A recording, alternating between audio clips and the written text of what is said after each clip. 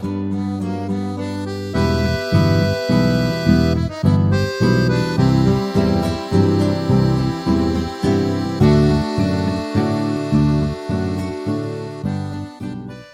la gracia de nuestro Señor Jesucristo, el amor de Dios y la comunión del Espíritu Santo sea con ustedes y permanezca con ustedes ahora y siempre. Amén. Amados hermanos y amadas hermanas, hoy los invito que escuchemos una confesión de fe muy particular, la confesión de fe terrícola. Terrícola, capaz, una palabra que no usamos demasiado, pero terrícola justamente una palabra que hoy en el texto que vamos a escuchar tiene mucho sentido, un sentido muy profundo, y la verdad es una palabra que antes no usaba mucho, pero que a través del texto de hoy como que le empecé a tomar cierto cariño. ¿Qué texto vamos a tratar hoy? ¿Qué relato bíblico? ¿Qué con testimonio bíblico? Bueno, la creación del ser humano. La creación del ser humano que se nos relata en Génesis 2. Sobre todo hoy vamos a enfocarnos en 3 versículos nada más. Capítulo 2, versículos 5b, 7 y 15. Pero antes de escuchar este testimonio bíblico de la fe, les quiero compartir otro mito, bueno, otro mito no, sino justamente un mito que es diferente a un testimonio bíblico, un mito que data de la primera civilización que realmente merece ser llamado civilización, la civilización sumeria. Sumeria, eso es lo que hoy en día es Irak, lo que es el Oriente, el Medio Oriente, digamos, ¿no? La gran Mesopotamia.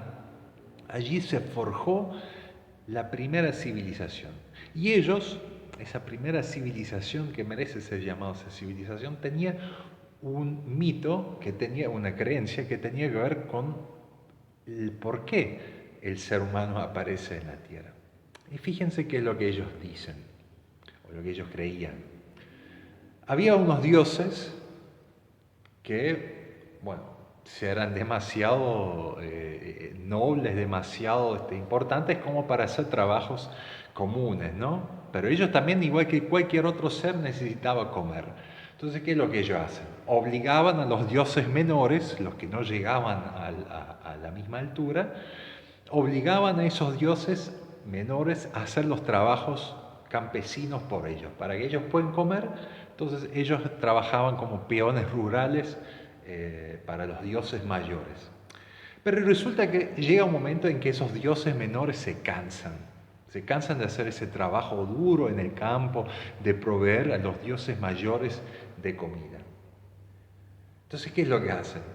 Hacen la primera huelga universal de la historia. Esos dioses menores se ponen en huelga, dicen: no queremos trabajar más para ustedes. Los dioses mayores se ponen como locos, dicen: ¿qué vamos a hacer? ¿Qué vamos a hacer? Vamos a quedarnos hambrientos, vamos a morir de hambre, porque esos dioses menores no quieren trabajar más para nosotros. Entonces a uno se le ocurre: bueno, vamos a crear otros, fuerza humano de obra, que ya no se va a rebelar contra nosotros. Y ahí es donde del barro que abunda en la Mesopotamia, que es un lugar donde hay justamente 2 ríos importantes, el Éufrates y el Tigris, y toman del barro de esos 2 ríos, toman y forman a los seres humanos y lo ponen a trabajar para ellos, para que ellos tengan alimentos. Esa es la razón para los sumerios por lo cual el ser humano aparece en la tierra. Entonces ustedes ahora rápidamente, sin volver al texto bíblico, pueden llegar a decir: bueno, de cierta forma coincide con lo que creemos nosotros los cristianos o los judíos, todo lo que compartimos la Biblia. Pero por eso les invito a que escuchemos bien y atentamente qué es lo que se confiesa ahí en Génesis 2, versículos 5b, 7 y 15. Lo vamos a escuchar en una versión de una traducción más nueva de Martin Buber y Franz Rosenzweig, que se tomaron un trabajo realmente de volver al sentido original, se podría decir, del texto. Escuchemos. No había ser humano alguno, Adán, para atender al campo Adamá. El Dios formó al ser humano, polvo del campo, sopló en sus fosas nasales aliento de vida, y el ser humano se volvió un ser viviente. Él, Dios, tomó al ser humano y lo puso en el huerto de Edén para que lo atendiera y lo guardara. Hemos escuchado entonces tanto el mito sumerio como también esta confesión, lo que yo llamaría confesión de fe terrícola, lo que escuchamos en segunda Génesis o Génesis capítulo 2, versículos 5b, 7 y 15.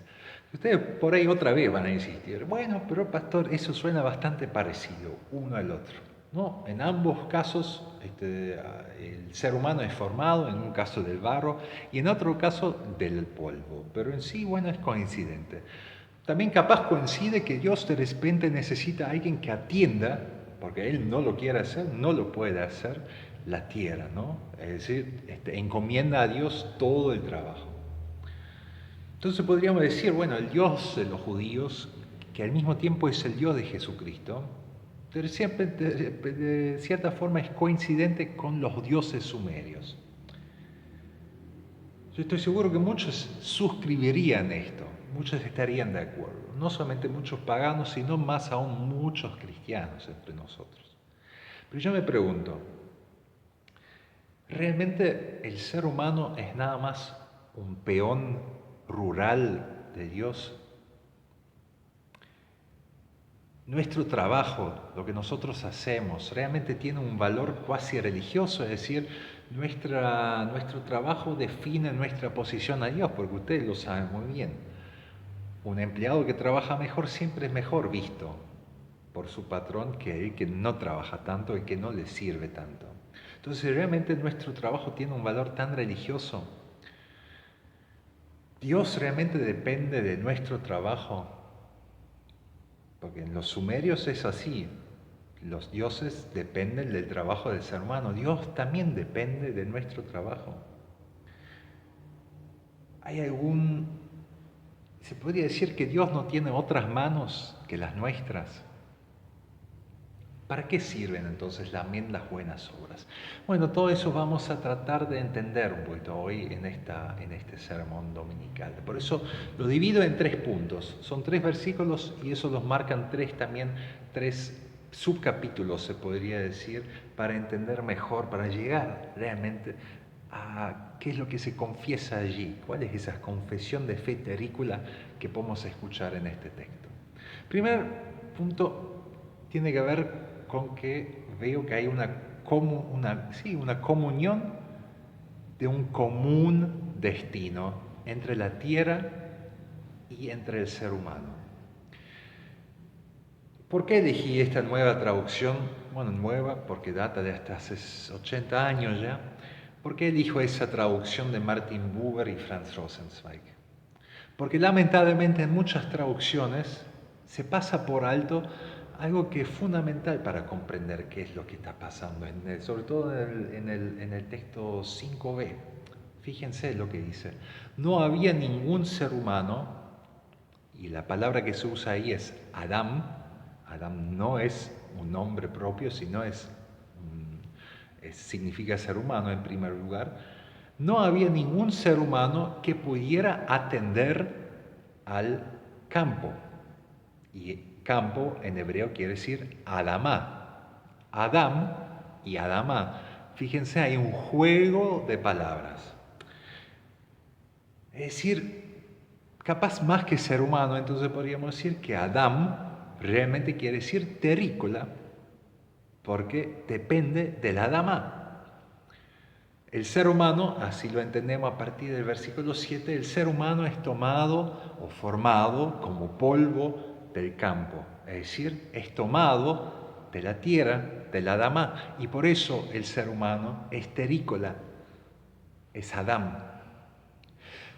Y al mismo tiempo, el Adamá, el campo, depende de que alguien lo atienda. si no es desértico, si no es vasto, si no es un lugar que no tiene forma, no tiene razón de ser. Por eso necesita que alguien lo atienda. Y ese alguien es justamente Adán, el ser humano, el terrícola. Podemos ver entonces que para esa confesión de fe en Génesis 2 hay una comunión de un común destino entre el ser humano, el terrícola, y la tierra, el campo, entre Adán y Adama. Y eso es algo maravilloso a mi modo de ver, que nunca debemos olvidarnos que nosotros somos, cada uno de nosotros, tú y yo, somos terrícolas.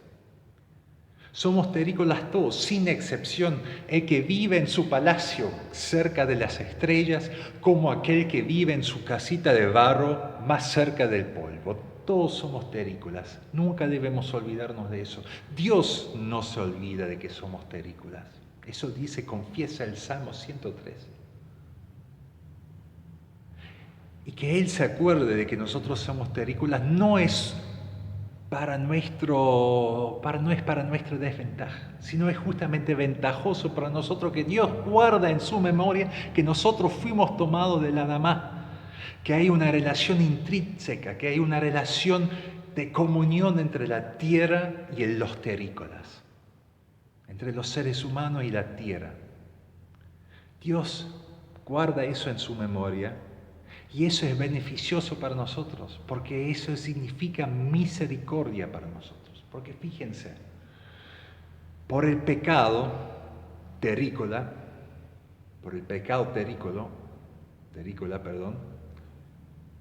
no cae desgracia, cae el mundo en desgracia.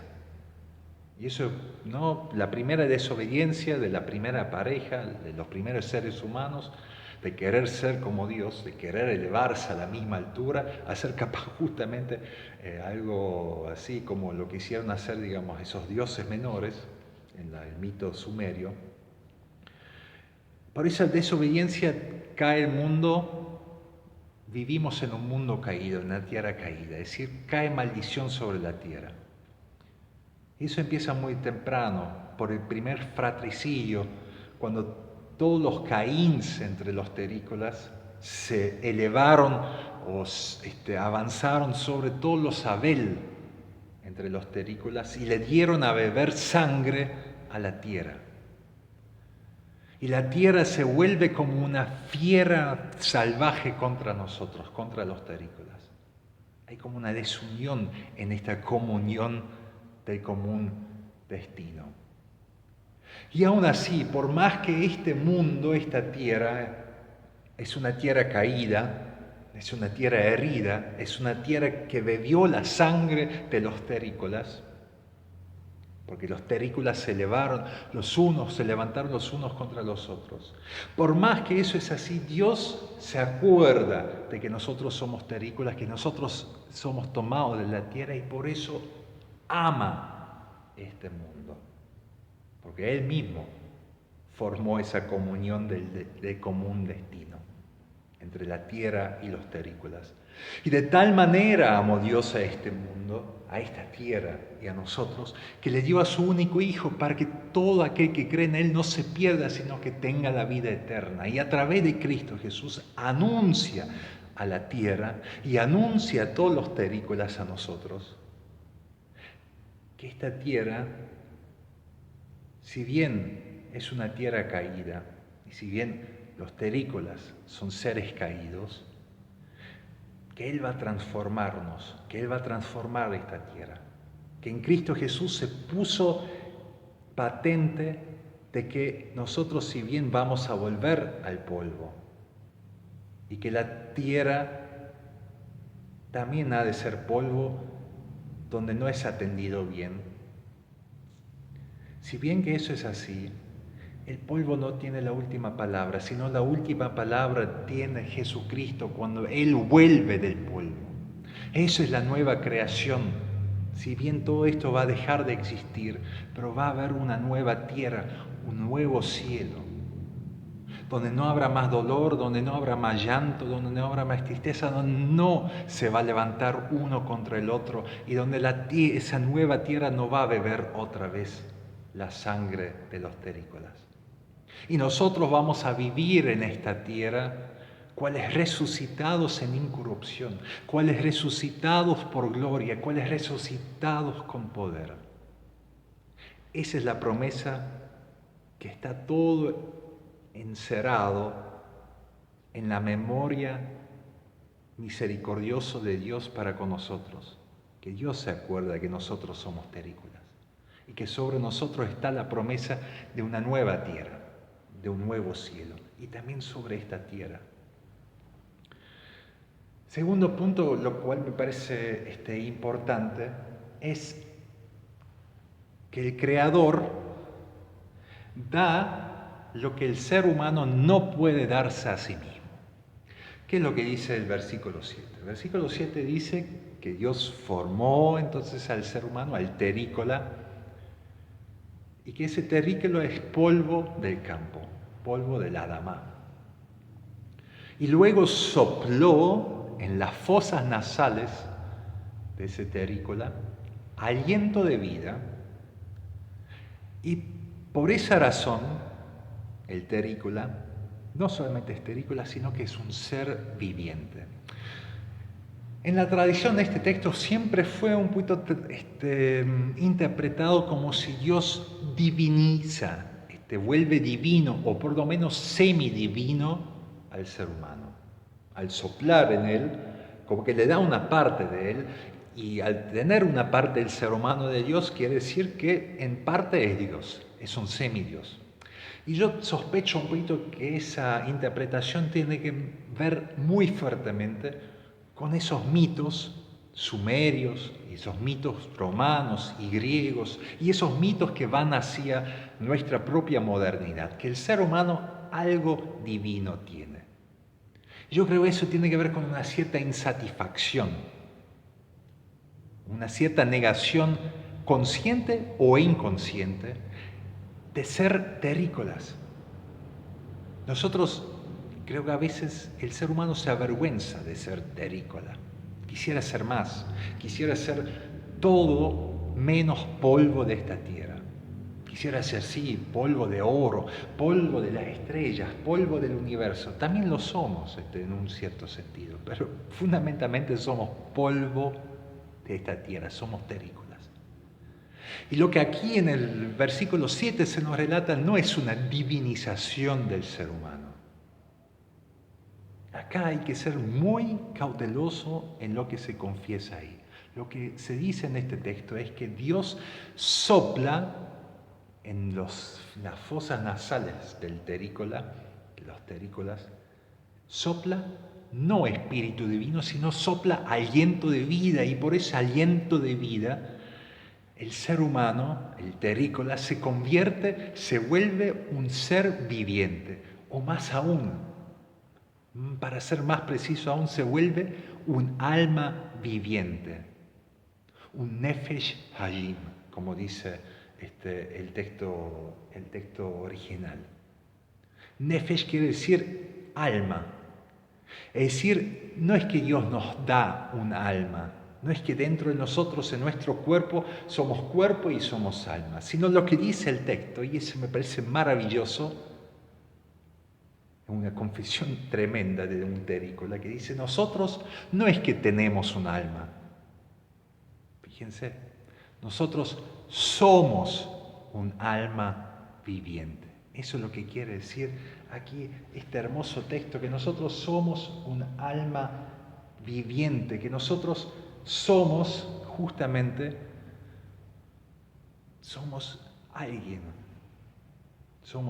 tenemos una identidad.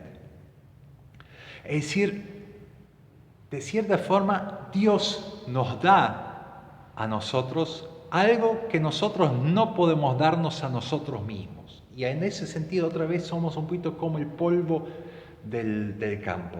El polvo del campo necesita de la lluvia para que pueda brotar con fuerza las flores y las aromas y los sabores y los colores y todo. No, eso es maravilloso. Si uno ve algunas veces documentales sobre esos campos secos en África y de repente empieza a llover y después empieza a brotar toda la fuerza, con toda la fuerza, las flores y con todos sus sabores y olores y aromas y colores.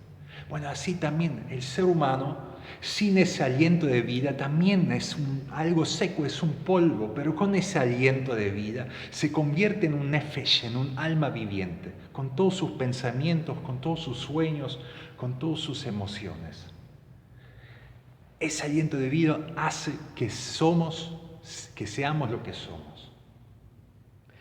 Lo que confiesa entonces otra vez este versículo, esta confesión de fe terrícola, es que Dios es creador porque nos da a nosotros lo que nosotros no podemos darnos a nosotros mismos. O como dice el Salmo 100, canten alegres al Señor, habitantes de toda la tierra, todos los terrícolas, cantemos con alabanza a nuestro Dios. Reconozcan que el Señor es Dios.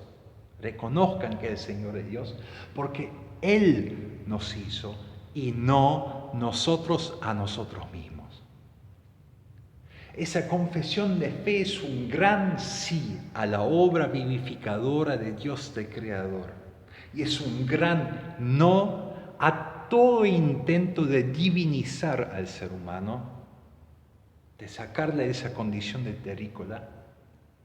Y un gran no a todos los intentos de volverse artífice de la vida humana o de nuestras identidades. El artífice y el vivificador de nuestra identidad, de nuestra vida, es únicamente Dios. Y es bueno que sea así. Y finalmente el tercer punto. El trabajo del ser humano es destinado a la tierra y no a Dios. El trabajo del ser humano, del terrícola, es destinado a la tierra de la cual ha sido tomado y no a Dios. Otra vez, el origen del ser humano, según los sumerios, está relacionado con la necesidad de los dioses de encontrar alguna mano de obra barata que no se subleve contra su voluntad. Según ese mito, entonces, los terrícolas trabajan en representación de los dioses, trabajan por los dioses y trabajan para los dioses también, para que ellos no padezcan hambre, los dioses.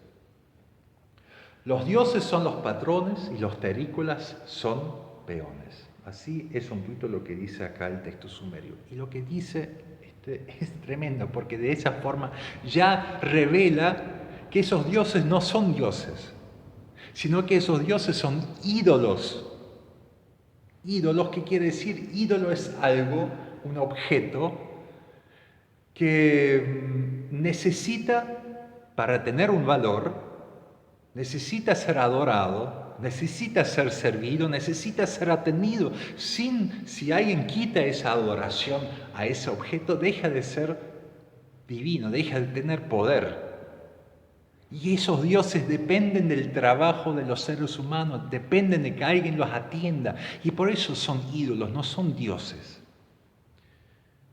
Dependen de que alguien les sacrifique también. Y es muy tremendo eso, si uno lo piensa. No son los terrícolas en el mito sumerio los que dependen de los dioses, sino es justamente al revés. Ellos dependen de los terrícolas. Y acabamos de escuchar en el versículo 7 que nosotros, los terrícolas, dependemos de Dios porque es el único que puede darnos a nosotros algo que nosotros no podemos darnos a nosotros mismos. Por eso es fundamentalmente diferente lo que se confiese en un lado y lo que se confiese en el otro lado. Y gracias a Dios nosotros estamos más cerca, o gloria de nosotros estamos más cerca de esa confesión de fe terrícola. Porque nosotros, cuando Dios, el Creador, coloca a los terrícolas en el jardín de Edén, no es para que los terrícolas trabajen, esos seres vivientes trabajen para Él y por Él, en representación de Él y en beneficio de Él.